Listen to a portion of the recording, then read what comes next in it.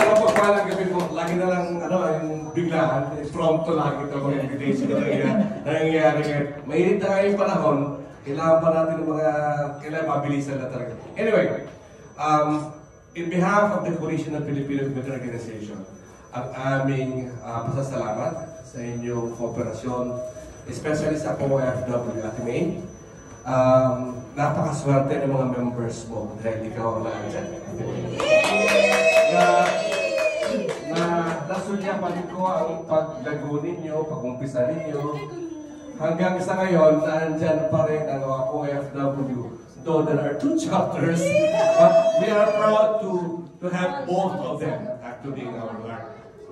And mas malapit sa akin yung certificate, kahit hindi kami masyadong nagkakausap-usap yan. Pero sa lahat ng event ng Philcom na andun po ako OFW. Maraming salamat. And nakita naman natin yung participation nyo dun sa last event. That was splendid. Napakaganda po, napagaling po ng mga dancers ninyo. And there's always a next time. Who knows, next time that will be a much better performance. Baka champion na makuha natin. And that is correct. Yes, Fashion Show. I'd like to commend your group. Dahil without your group, definitely, kulang tayo doon eh. So, mabilisan lang yung arrangement natin sa Fashion Show. Pero, look at what happened. It was a success. So, thank you so much from the bottom of our heart. Sa Philcom ko, sa coalition, kami po ay nalulugod na kayo kasama namin. And I'll take this opportunity to invite you guys, OFW, on July 5th. Magkakaroon po tayo ng gabi ng parangal at pasasalamat. So sa lahat po ng mga nagkaroon ng partisipasyon din sa Independence Day, lahat po kayo i-acknowledge natin, lahat ng leaders, lahat ng organizations na nag-participate under the umbrella, or not in the umbrella of the Coalition of Filipino Community Organization.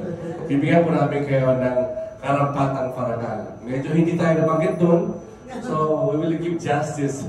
Kumbaga, bibigyan namin yung nararapat na pagkilala sa pagod ninyo, sa effort ninyo, para maging matagumpay ang Independence Day celebration.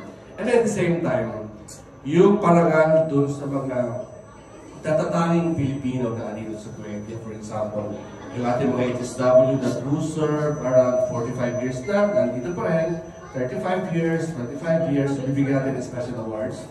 And at the same time, sa 18, you have done this before. I know, kasi ano nyo yun eh, kung legacy niya na kayo ay nag-award din sa mga nararapat na ating mga sabang OFW. So, doon po, bibigyan din natin ng pagkilala ang kanilang mga nagawa at kanilang naging kontribusyon sa ating community.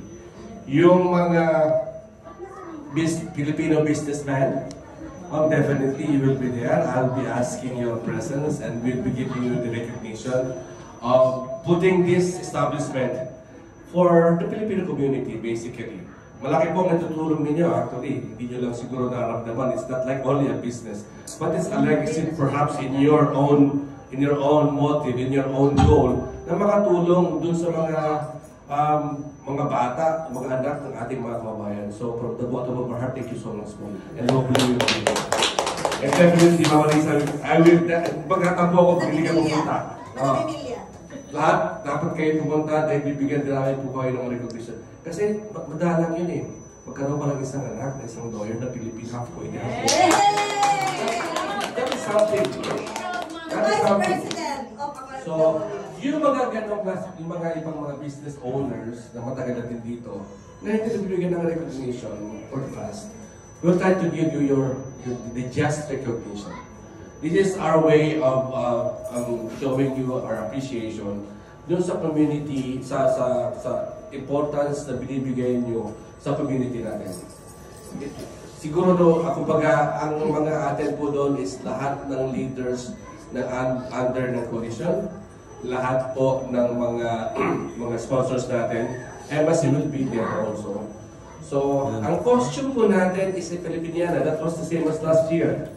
Barong and Filipiniana. And ang proposed venue po natin is ang, what is that hotel again? Crown Plaza Hotel. Crown Plaza Hotel.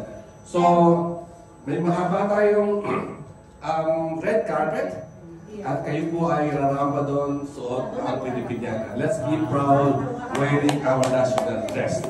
So probably you guys, the talented from Tibon guys also are invited to join. So, yun lang po ang gusto kong iparating sa inyo, ang imbitasyon galing sa Coalition of Filipino Community Organizations. And muli, ang aking pong pasalamat at sa OFW and congratulations sa iyong grupo. Ang dalangin ko po ay lalo pa kayo yung mga bumat, marami kayong matulugan dito sa Kuwait. Pagpalaan ko.